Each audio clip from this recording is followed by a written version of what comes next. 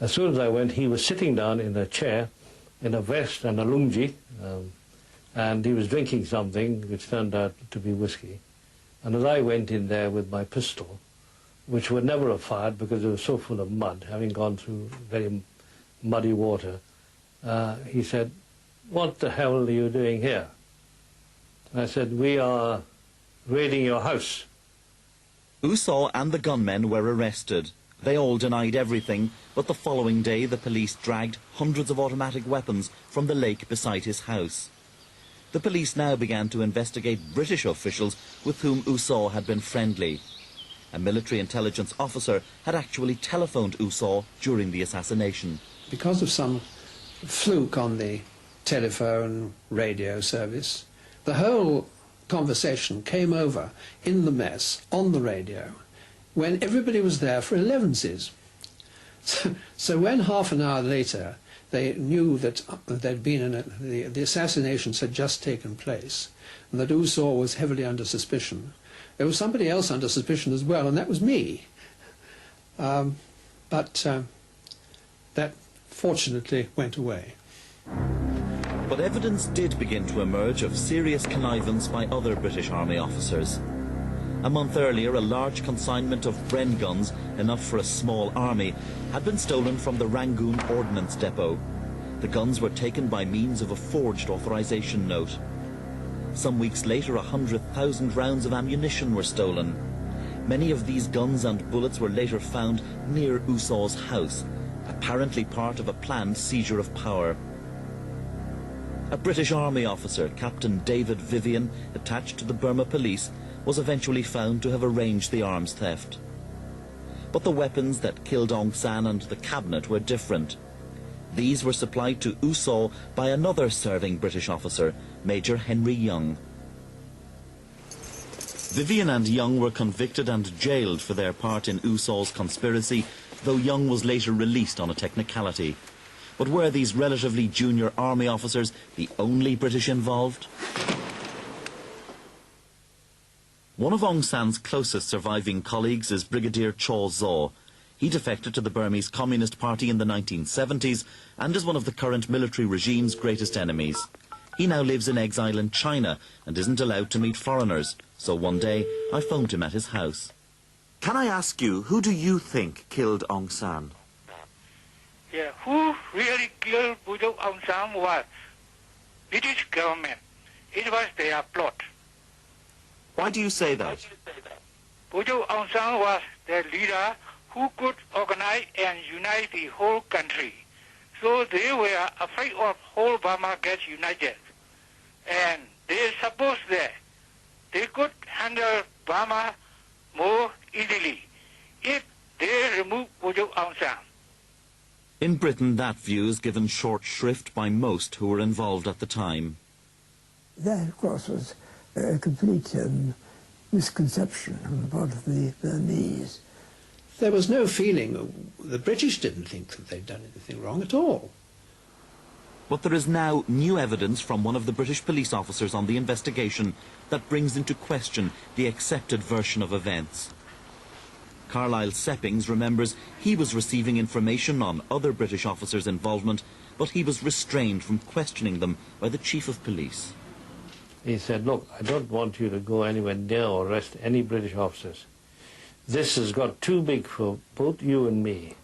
And if you dig deeper, we are going to tread on some very important corns." Just 5 months after Aung San was killed, Winston Churchill made some damning remarks about him in the House of Commons during the debate on Burmese independence, a debate in which, incidentally, Churchill and the Conservatives opposed the granting of independence. It was an extraordinary comment, coming as it did so soon after Aung San's brutal murder. Churchill called him the traitor rebel leader of a quisling army and said, "I certainly did not expect to see U Aung San, whose hands were dyed with British blood and loyal Burmese blood, marching up the steps of Buckingham Palace as the plenipotentiary of the Burmese government." Well, Winston Churchill didn't kill Aung San, though he clearly loathed him. But to find out who may have been pulling the strings back in London and why they so hated Aung San, we need to go back to the start of Aung San's turbulent political career.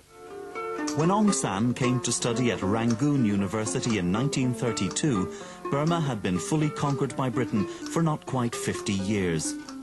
The country was ruled as a province of the far larger imperial concern, India.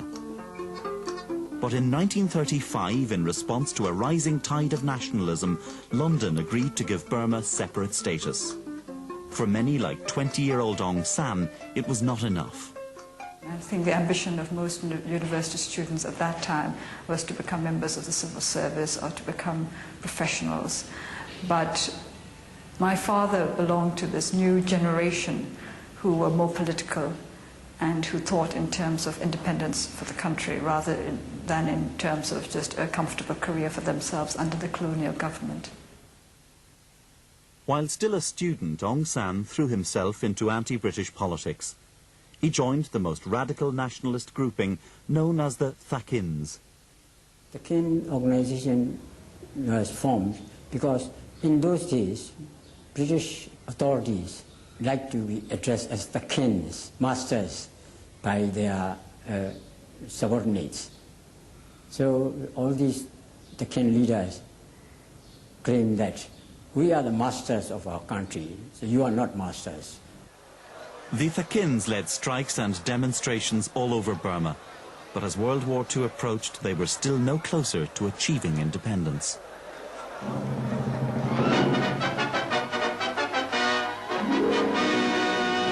The outbreak of war in Europe offered new hope to the Thakins.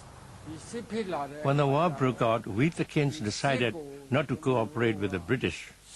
Our slogan was, Britain's misfortune is Burma's opportunity. Aung San and the other leading Thakins immediately became Burma's most wanted men. Soon most of the Thakins were behind bars. So Aung San and a fellow activist decided to escape from Burma.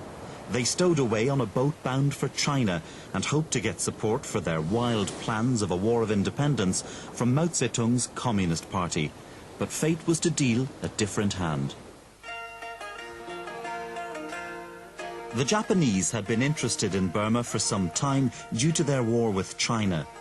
The Chinese were getting vital supplies from the British and the Americans through the Burma Road, which started in Rangoon and cut through to the hills of Yunnan. From early 1940, the Japanese had placed a secret intelligence unit in Burma. It was called the Minami Kikan. The role of the Minami Kikan was to cut the Burma Road from Rangoon to Yunnan, and to do this by supporting the Burmese independence movement. Aung San and his friend were duly picked up by Japanese agents after their ship docked and taken to Tokyo.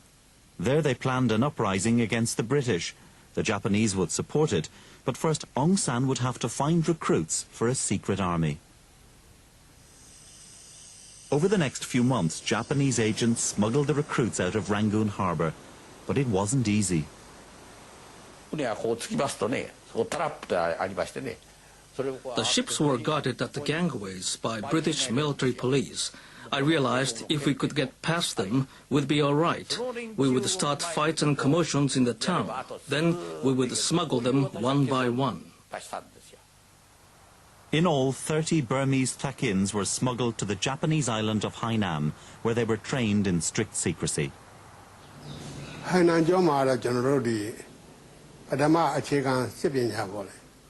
In Hainan, we learned basic military training.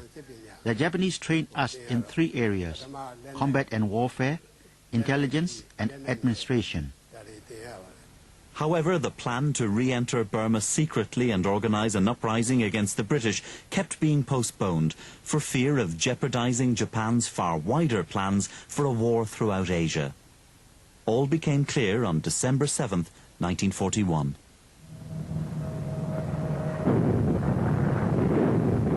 After Pearl Harbor, the plans changed.